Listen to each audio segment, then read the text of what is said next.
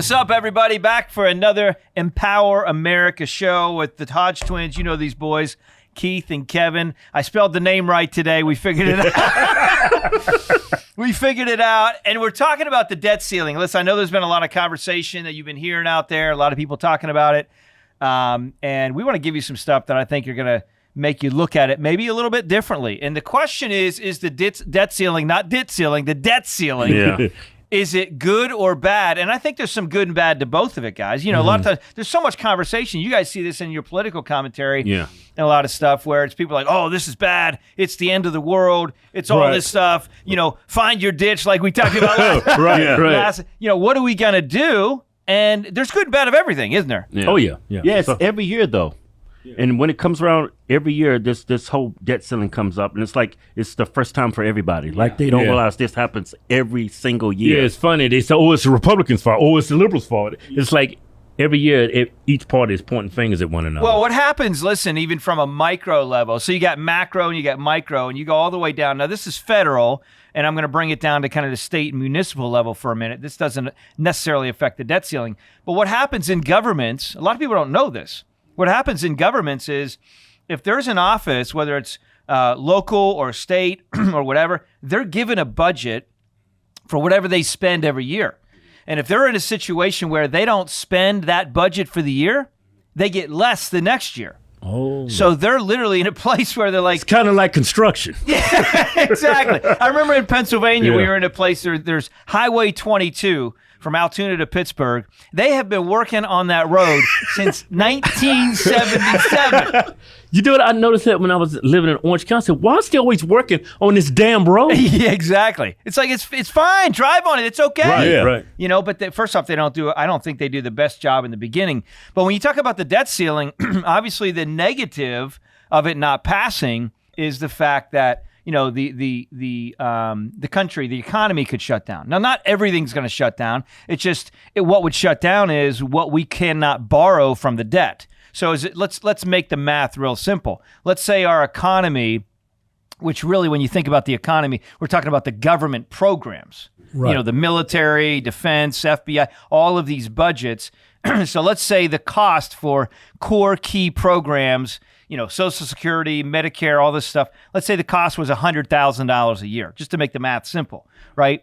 And then we said, okay, well, what's the cost for the core key essentials, and then everything else, all the other stuff that's been around for years that everybody's excited to kind of throw money out from the government. Well, now we're in a place where we can't cover that stuff by the tax revenue from us, we the people paying taxes every year. We can't cover that. So there's this difference. We need to borrow more money so we can make up that difference and cover that. And that's why when you said earlier, like, you know, politicians are like, oh my gosh, the country's going to shut down. Right. In fact, you know what? Let's record that and put it in a campaign ad. Right.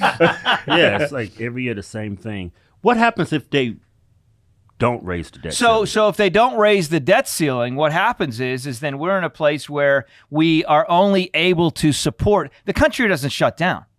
We're just in a place where we can only support certain. We kind of have to now. We have to pick what are core things that the government's going to support for the year. So as an example, you guys with your kids, and your kids are like, hey, Dad, I know you got me these shoes last week, and I know money's tight, but I need 3 more pair the next 3 weeks. Right. And you're like, you know what, son? I like you. I'm going to go raise our family debt ceiling. And I'm going to get another credit card so that way I can go buy you stuff and then I'll pay for it later. Right.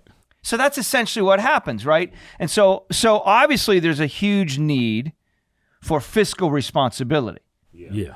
I mean, you know the government spends our money real well. Too well. It's almost like they can just print it in the back. Yeah. You know? It looks like that, but it really is like that.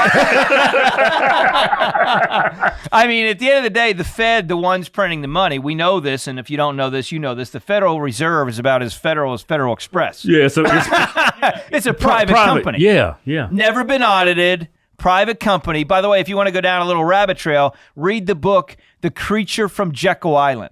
talks about the creation of the Federal Reserve and all this stuff way back in the day. So when you think about the debt ceiling, right? Obviously, we need fiscal responsibility. That'd be like you guys saying to your kids every month or every year, "Hey, don't worry about it, guys. I'm going to get you some new Yeezys." Right. And then 3 years later, you're like, "Hey, Dad, why are we moving? Why are we selling the house?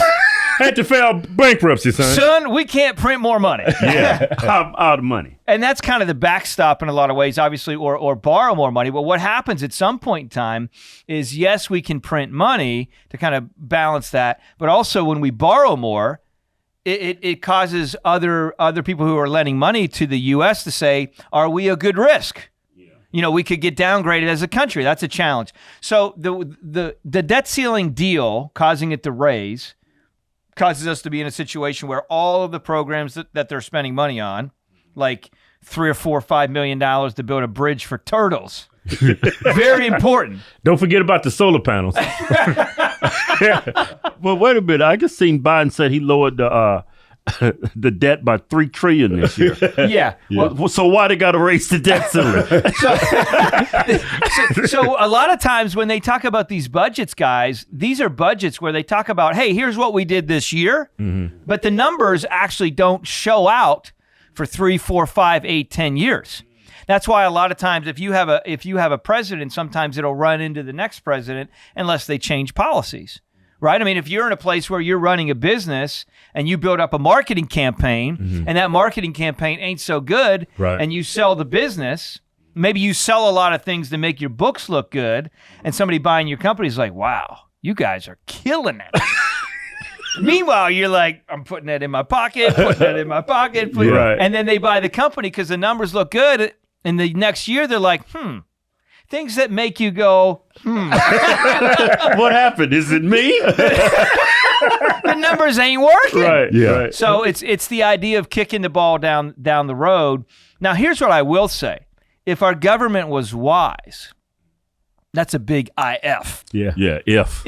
If the government was That's like if. Not if. a big if. If the government was wise, they would take the monies that they're receiving as they increase the debt ceiling and use it to actually genuinely build infrastructure. Because now if they build infrastructure in America, what that does is that increases outflow from America.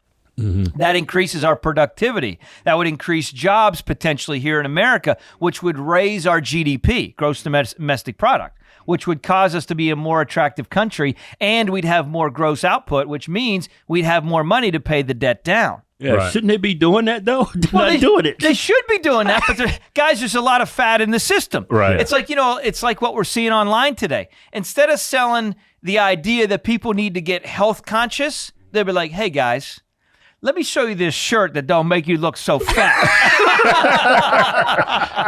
Watch how when you wear this, it drapes down. It makes you look fit. Yeah, they put a Meanwhile, you're Band-Aid just on covered it. up what's really... Yeah, Right, so they right. just more or less putting Band-Aids on everything.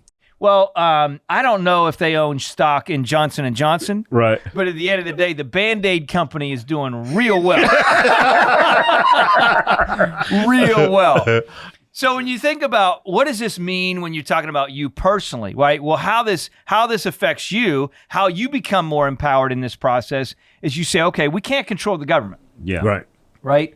I can't control the government. I heard somebody say before about God, and I love this. They said, listen, there's a lot of things in life I just don't know. But there's 3 things that I know with absolute certainty. Number 1, there's a God. Number 2, it ain't me. And number 3, it ain't you either.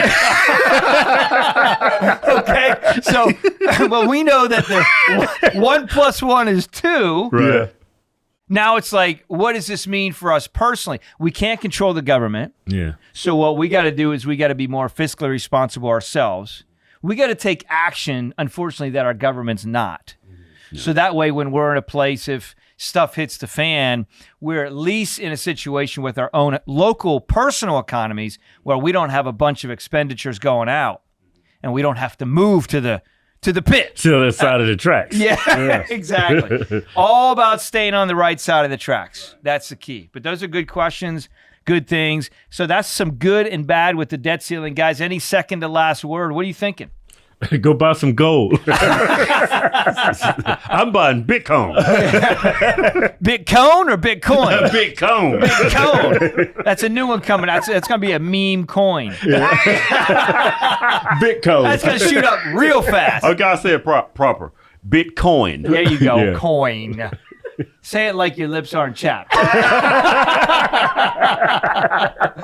Hey, listen, it's all about staying empowered. We got some great tools we put together. You can check those out. But it's really in life, it's about paying attention and saying, okay, there's a lot of stuff out there, a lot of noise out there, but always bringing it back to your own local economy. How we empower America is by empowering one person at a time, one family at a time. And that's really the goal of this show. Yep. Don't be dependent on your government. You got to take care of yourself. Take care of yourself. Learn, grow, gain knowledge, implement what you've learned, by the way, and some great resources out there. Listen, as always, be blessed.